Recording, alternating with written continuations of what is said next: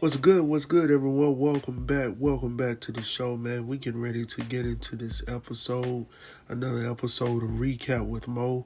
Before we get into this, go ahead and hit that like, that thumbs up down below.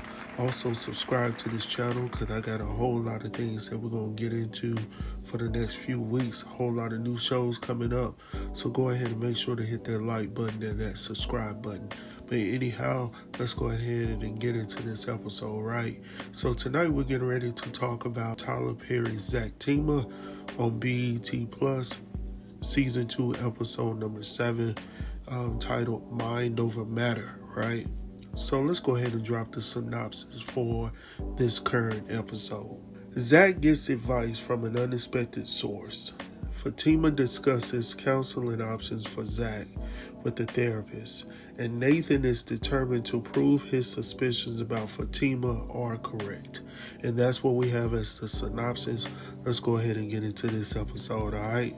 So we start this week's episode exactly where we left off last week. Zach was in the bed, pleasing himself with the toy that Fatima bought him, called the side chick. Like I said last week, I had never seen the toy.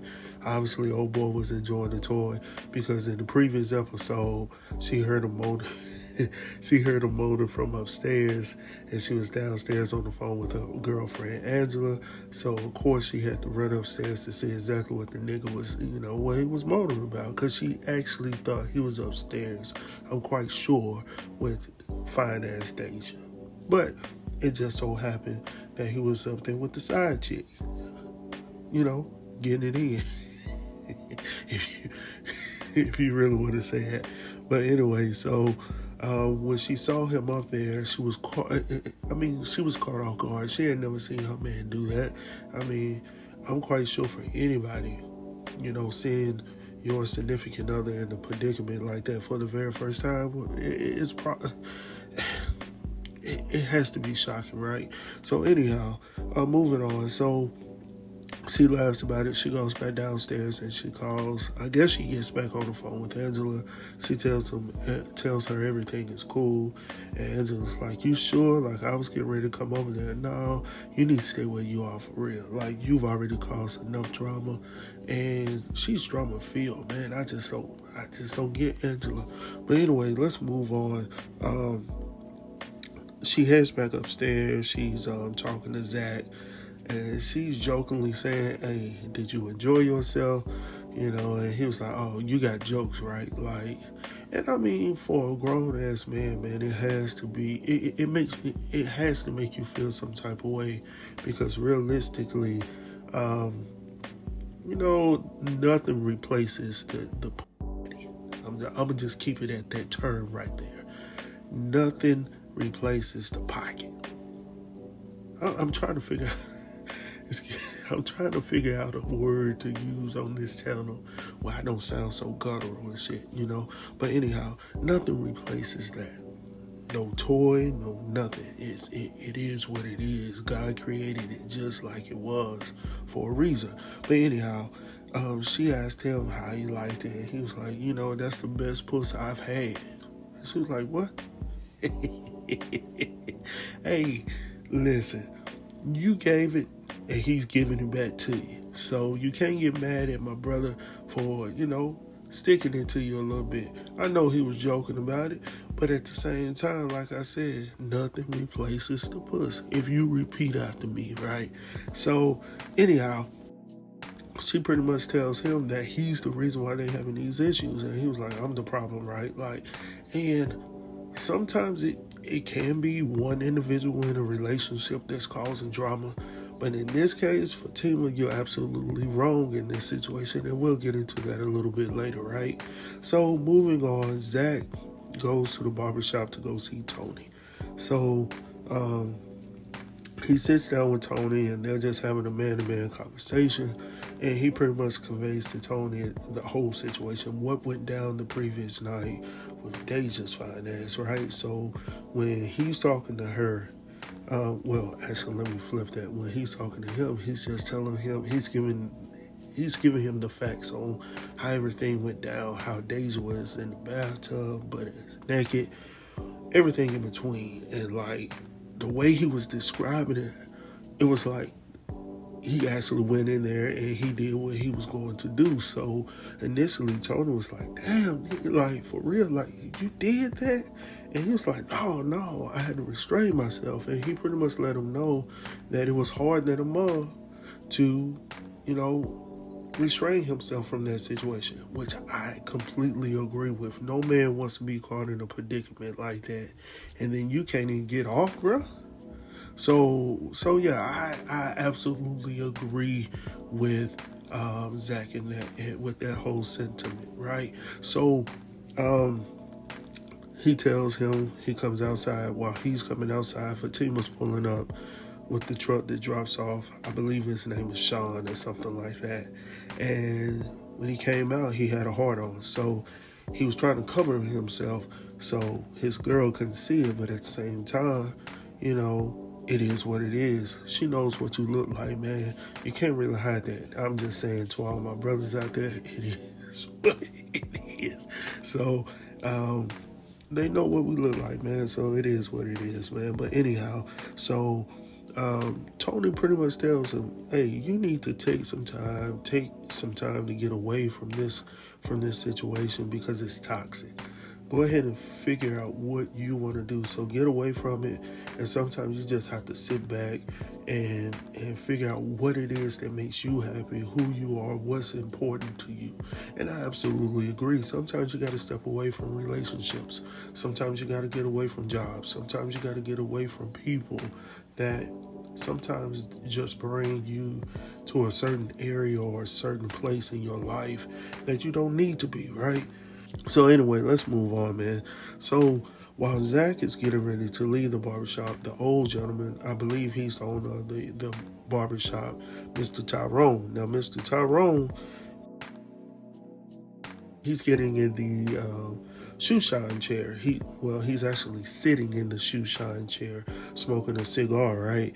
So while he's in the chair, he asks Zach, a question like, why do you keep running to these young niggas to get wisdom, or advice? Why are you continuously going to do the same thing that's keeping you in the rut that you're in right now? And Zach is like, no, they are helping me. Essentially, that's what he's thinking in his mind.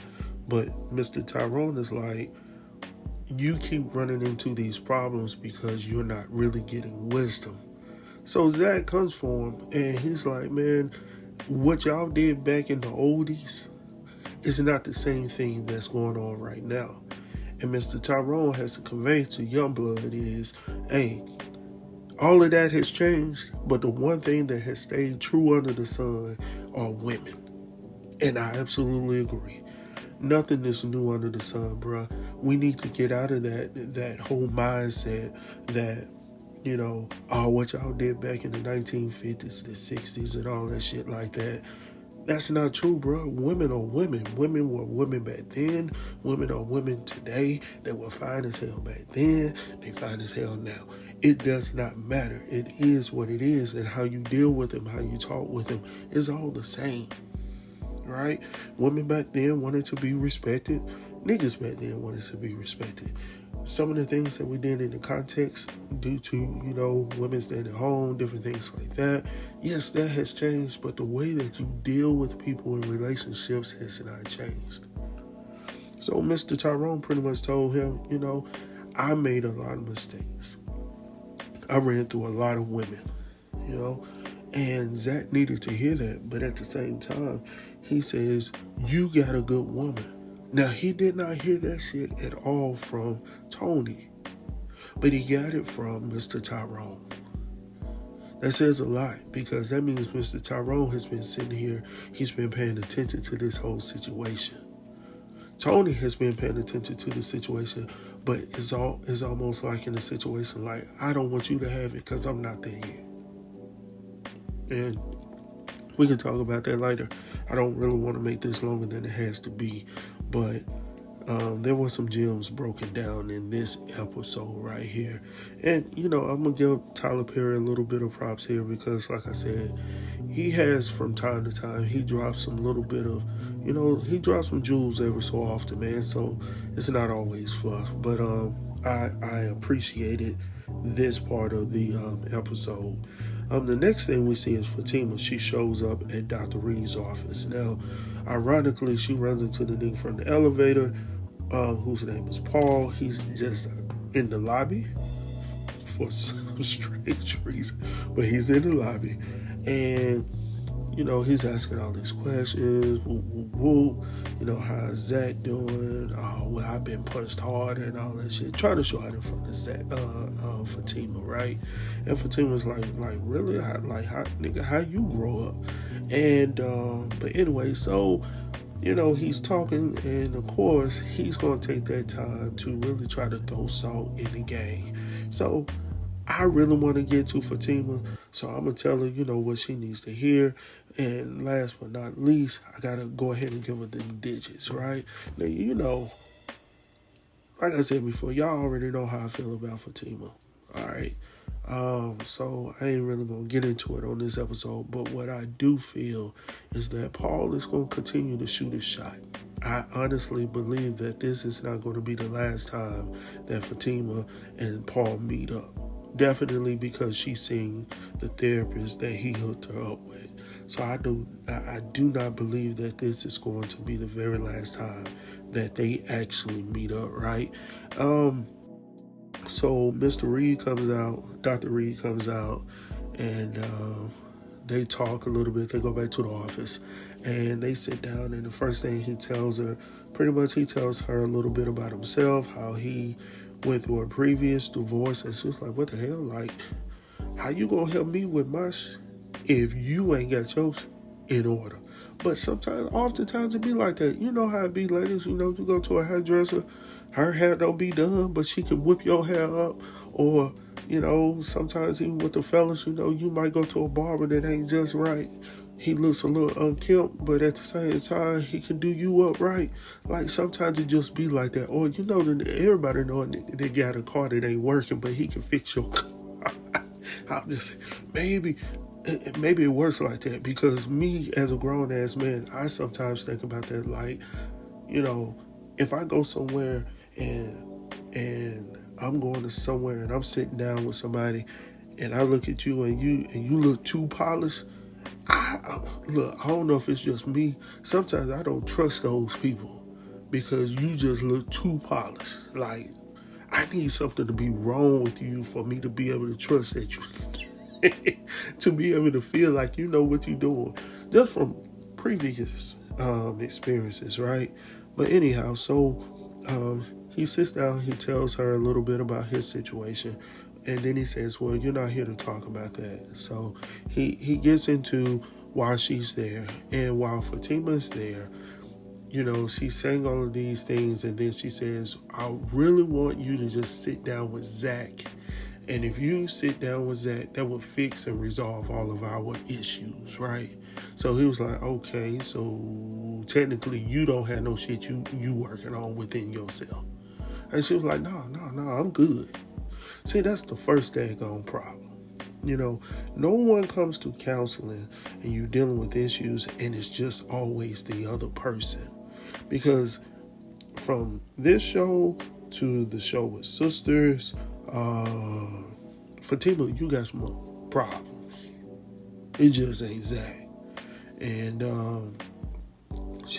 she needs to know that.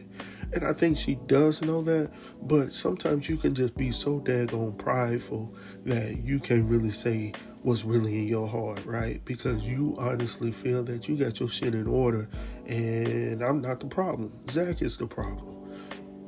And then she talks about his whole relationship with his mother. That's a whole different discussion, and I really don't have a whole lot of time to talk about that right there, because we can talk about mother and son type relationships, but like I said, it would make this episode a whole lot longer. Let me know in the comments if y'all want to hear talk about that. I think that'll be a good, pretty good discussion, man. But anyway, so she talks about that a little bit, and he agrees to sit down and talk to Zach. But he asks if Zach is even, interested in sitting down with someone and talking about it. And she was like, he ain't even thought about counseling or therapy. You know what I'm saying?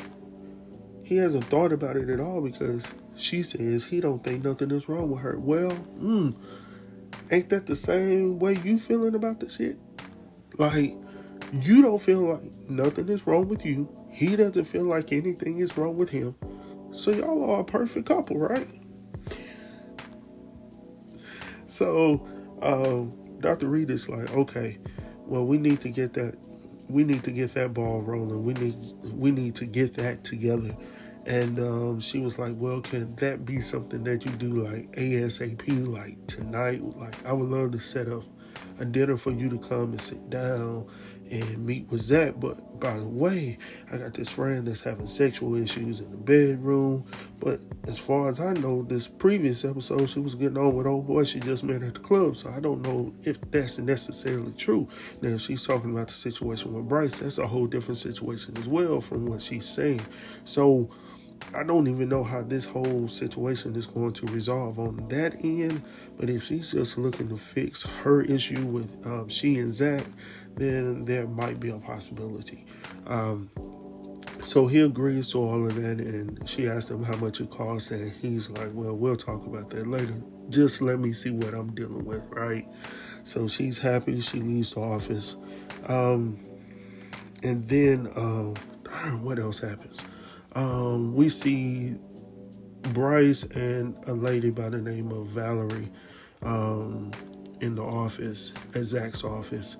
And Zach comes in and they're talking about this great deal about this property that's going to move real fast. They already got people on board to make this thing work, but they suggest, specifically Bryce is like, this is the big one. This is a great opportunity. And I always feel leery about people who are getting me into this, I don't really want to call it a scheme, but it's almost like you're rushing me with my thoughts. Like, let me think about it for a moment. Definitely, if you're asking me a $2 million of my own daggone money, right? And that's only right. Like, you ain't got no skin in the game. You talk about you gonna bring $1 million to the table. Valerie gonna bring another $1 million to the table. Then you asking me to bring $2 million and we can make it work. Nigga, did you just say it was $6 million? I'm trying to understand how that works, because you still shy $2 million. So think about what you're saying before you say it. But anyway, so obviously that tension is still there with Bryce and Zach. And Bryce is like, how long are we going to deal with this? Are we going to get over this and move on? And Zach is like, no, I'm good. And so he was like, are you seriously not trying to do this business right now? And Zach is like, yeah, I'm not really trying to get into it. I'm done. So Bryce says, all right, you want me to call Gary on? He said, you can do whatever the heck you want to do, right? And he left it at that. And he was like, for real, you want me to call Gary? And you can read his body language like, if you don't get out of here, like, move on, bro. I said what I said. I'm done with it. So finally, Bryce left it alone. The next thing we see is Fatima at her office back at the law firm. She's talking on the phone, and Angela pops up. And Fatima pretty much conveys to her what went down with Dr. Reed. Everything is set up, but she needs her assistance to make everything fall into place. So she's saying that I need you so I don't get Zach into the wrong position and have him pissed off at me. I need you to call Dr. Reed and, set all of this up. Tell him to meet at our house, and when he gets there, he can talk to both Zach and Bryce. Because initially, Angela was like, I don't know about that. But when she mentioned Bryce, she was like, okay, I see where you're coming from, sis. Like, I got you. I can do that. And, I feel like that's okay. The issue is I don't really know how neither one of these niggas are going to deal with it. Because you're going to be bombarded with this man that you do not know. He's going to come in here and he's going to start inquiring. He's wanting to know what's going on. And I know he's going to go in or ask in such a way that's, I guess, unbeknownst to them, right? But eventually, both of these guys are pretty smart. Eventually, they're going to catch on and say, okay, bro, why are you asking so many questions? Why are you overly concerned about what's going on? At some point, that's what's going to go down. That's just honestly what I feel. But anyway, so they talk about that. And then Tony, the next thing we see is Tony and Nate. They come to the office where Zach is. And Tony told him, Tony pretty much spilled the beans. He told Nate everything that went down. And Zach was like, what the? Like, why can't you keep your mouth closed? Like, why are you like a bucket with a hole in it? Like, everything is spilling through here, bro. I need you to hold it down for me. And good friends are hard to come by, man. I'm just being honest, man. You know, I've had friends in my life where I can tell them anything, and I know for sure that it ain't going nowhere. When you hear me, nowhere. But then you got those, you gotta be very strategic on what you share with them. And that's real talk. Because if you're not careful, your information will be all across America, my nigga. And it is what it is. You know, and people will be calling you or reaching out to you. Definitely in this era of social media, you might receive a message on Instagram telling you, oh, I'm sorry to hear about it. I'm just saying, man, I would have hit that, bro. Like, you never know where people's hearts and their minds are. But anyway, so Tony, you know, he spilled the beans. So they're still talking about proving their point to Zach, right? So Nathan is still talking about this app. He's still in it. He does not believe what Zach has told him. He does not believe that this is a fake profile. He believes exactly that it is Fatima, and he's going to set up a time to meet with the individual on the other side of the platform, right, on the profile. So he sends her a message, and she responds back to him, telling him that she's at the office right now, but they can meet up at 4:30 on the stair rail. It was a house, nigga. It's going down. We about to do this, and you need to come on with us. But Zach was like, no, y'all gonna set yourselves up, man. It ain't even what y'all think it is, and y'all gonna be catfished, something like that. I think that's what he said. Y'all gonna end up getting catfished. Gonna be this old white man coming and sticking to both of y'all. You know what I'm saying? And they was like, nah, nigga, it ain't going down like that. So while Zach is saying that, Zach receives a message from Fatima. So they were like, hold on, what was that? Like, what's going on? Like, what's going on? And he was like, it was her. And it was like, okay, so what's she talking about? And then the message says from Fatima that she's going to be an hour late from work. Now, what I'm assuming is that she's getting things together for dinner. That's what I'm assuming. Of course, Zach doesn't know that. Neither does his friends Tony nor Nate. So that's what I'm assuming happens. So anyway, that's pretty much where they end off. After they leave, Tony and Nate leave to go meet old girl at 4:30. Zach gets up. He's trying to rush up out of the office like of urgency because, truth be told, he don't really know what to believe about this shit. All he knows is he's trying to believe Fatima, but he also knows that she ain't being given him no. Oh man, so he's in a place right now where he just doesn't know, and you have to believe your spouse, your significant other. If you want to go into, you're talking about this is your fiance, Zach. At some point, you're going to have to trust, just like I said previously in the last episode, that Fatima is going to either have to trust or she needs to move on. At some point, you cannot continuously look over your shoulder. If your boy or your woman is going to cheat, they're going to cheat. It is what it is. Now, if you don't want that situation, then you should get with somebody that you trust. But anyway, I'm going to end this on this note, and I'm going to leave it alone. Let me know what you think about it. Please leave a comment in the comment area down below, and also like and subscribe to this channel. Until next time, peace.